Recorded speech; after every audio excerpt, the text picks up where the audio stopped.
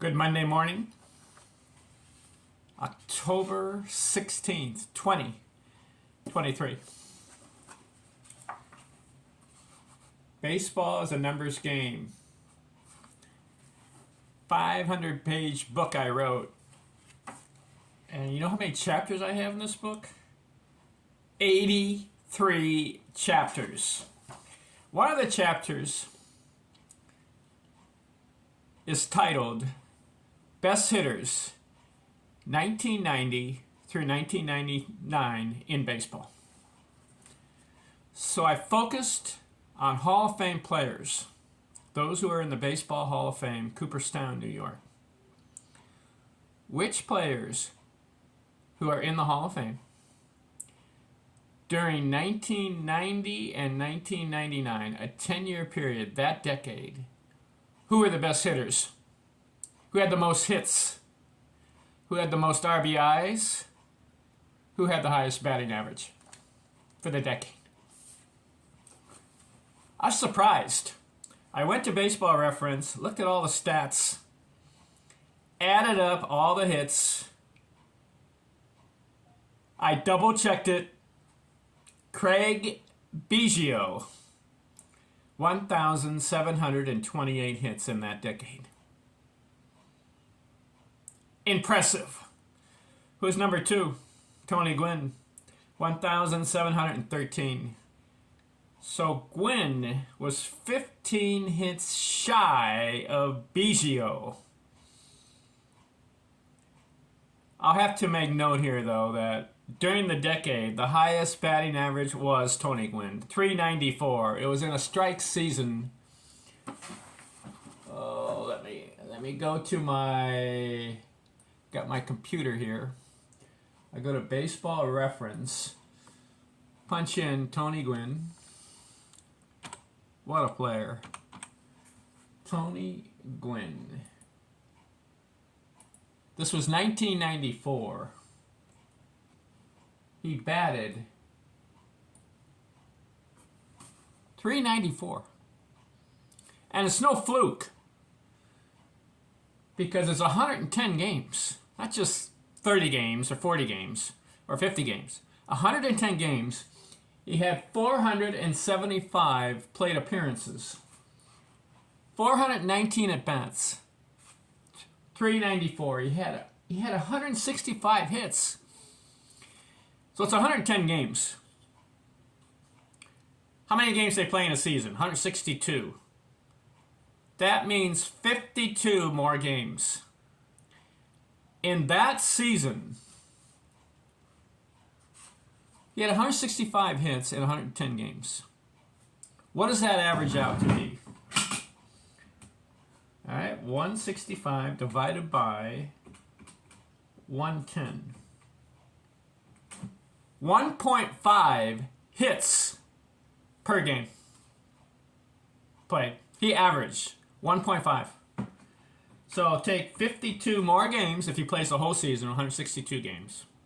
Multiply it by 1.5. 52 times 1.5. 78 more hits. So he had 165 plus 78. He would have had 243 hits for that year if he played the whole year and how he was averaging. What would his total batting average have been? Well, 419 at-bats. And he's batting 394 because he has 165 hits. He continues that pace. Tony Gwynn would have batted 400. Why? Because he would have been walked more. He would have gone like 1 for 2 in some of the games because he probably would have been walked twice or 3 times. Or he'd probably get 2 for 4, which is 500 for the game, right? 4 at-bats, 2 hits is a 500 batting average. So a lot of games he would have had 2 for 4. Also, he would have had maybe some offers, maybe 0 for 3, 0 for 4 some games, but he would have made up for it by getting maybe 3 hits in another game, 3 for 4, 3 for 5. He may have had some games where he went 4 for 5, or he may have some 5-hit games. I'm telling you, in the 1994 season, Tony Gwynn was on pace to bat 400. Because as you get down the stretch and he comes up, they're not going to give him a lot of pitches. He's going to walk. Or if he does get that pitch, he's a solid hitter and he finds the hole. What a shame. That stupid strike, baseball strike, over money. They're already getting paid millions. Or in some cases, hundreds of thousands of dollars. That's a good income. Yet they go on strike.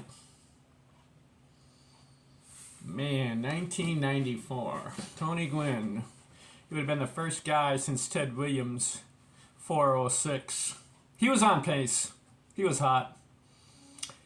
All right, I've got 31 guys in the 1990s that collected base hits who are in the Hall of Fame. Craig Biggio, 1728. Tony Gwynn, 1713. Roberto Alomar, 1678. Ken Griffey, 1622. Cal Ripken, 1589. Paul Molitor, 1568. Frank Thomas, 1564. Edgar Martinez, 1492. Jeff Bagwell and Barry Larkin both had 1,447. Larry Walker, 1423. Wade Boggs, 1413. Ivan Rodriguez, 1333. Harold Baines, 1236. Ricky Henderson, 1213. Mike Piazza, 1200. Tim Raines, 1094. Eddie Murray, 1087. Kirby Puckett, 1061. Ryan Sandberg, 991. Jim Thome, 883. Chipper Jones, 871. Derek Jeter, 807. Ozzie Smith, 792. Adrian Dawson, 737. Dave Winfield, 689. George Brett, 626. Alan Trammell, 606. Robin Yount, 540. Vladimir Guerrero, 498. Gary Carter, 185. You know, during the 1990s, Tony Gwynn batted over 370 two times. And then the only other player to go over 370 was Larry Walker. He had a 379. There's some impressive batting averages for the decade. Paul Molitor had a 341. Frank Thomas had a 353. Edgar Martinez had a 356. Jeff Bagwell's high was 368. Wade Boggs, 342. Mike Piazza had a 362 one year. Whew. Derek Jeter had a 349. George Brett had a 329. Vladimir Guerrero, 324. Who had the most RBIs in the decade? Frank Thomas, 1,040, 1990s. So, recap. Best hitters between 1870 and 2020. 1870, Jim O'Rourke. 1880s, Cap Hansen. 1890s, Ed Delante. 1900, Honus Wagner. 1910s, Kai Cobb. 1920s, Rogers Hornsby. Out of all the decades, from 1870 to 2020, all those decades, the 10-year periods, if you break them all up, the most hits in any of those decades, from the 1870s to 2020, count all the decades, the most that any player had in one single decade, Roger Hornsby's 2,085 hits in the 1920s. He had the most. Second, you had Ty Cobb's 1,948. And then you had Honus Wagner in the 1900s, 1,800 hits. Isn't that interesting? Nobody got more than 2,085. 1930s, Paul Waner, 1,959 hits. 1940s, Lou Bergeron led the decade. It's the war years. 1950, Stan Musial, 1,900 hits, leads the decade.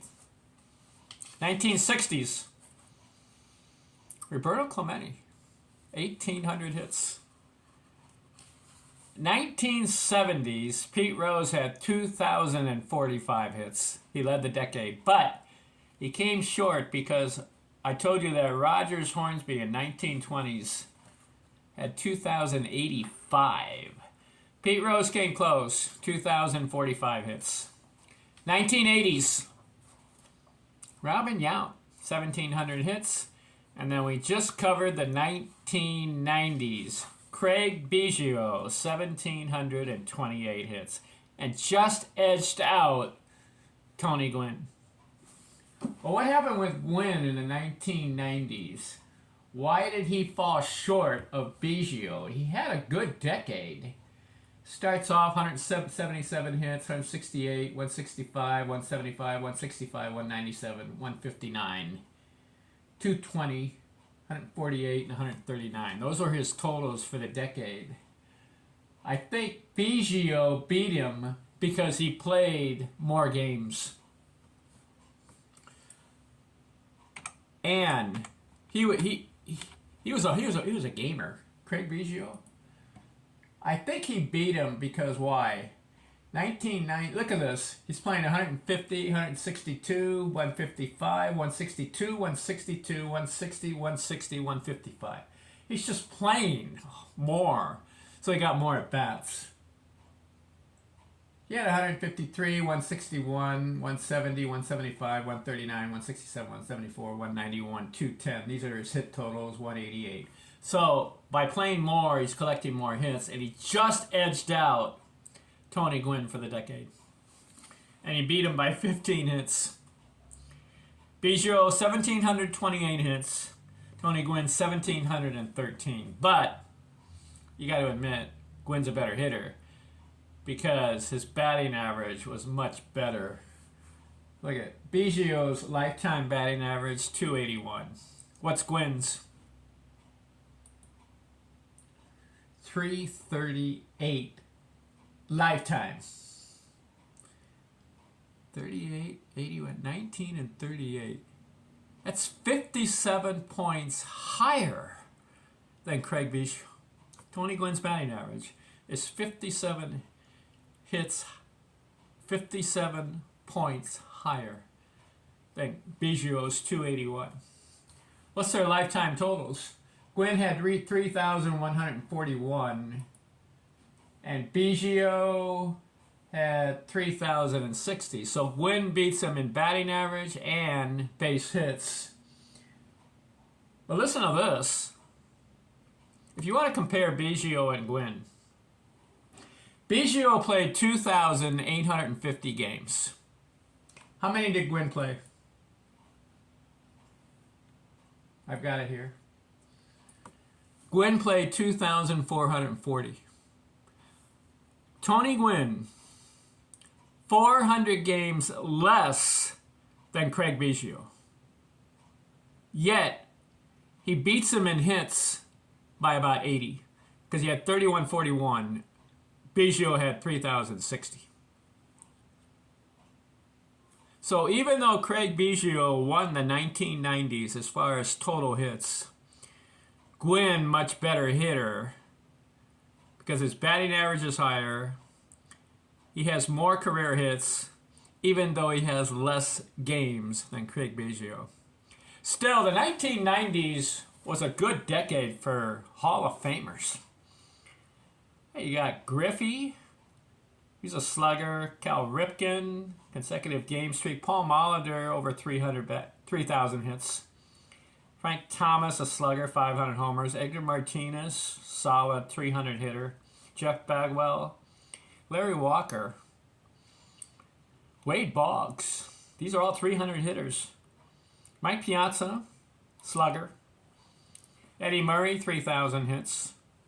Derek Jeter just gets going in the decade. You'll see the next video, the 2000s. Look out. Here comes Derek Jeter. Kirby Puckett played in that decade. 1,000 hits. Vladimir Guerrero, Hall of Famer. Dave Winfield. 1990s. Here's the next question. Which hitter between 2000 and 2009 had the most hits? Who had the most RBIs in that decade? Focus on the 10-year period. And who had the highest batting average? Stay tuned, next video. I'm out.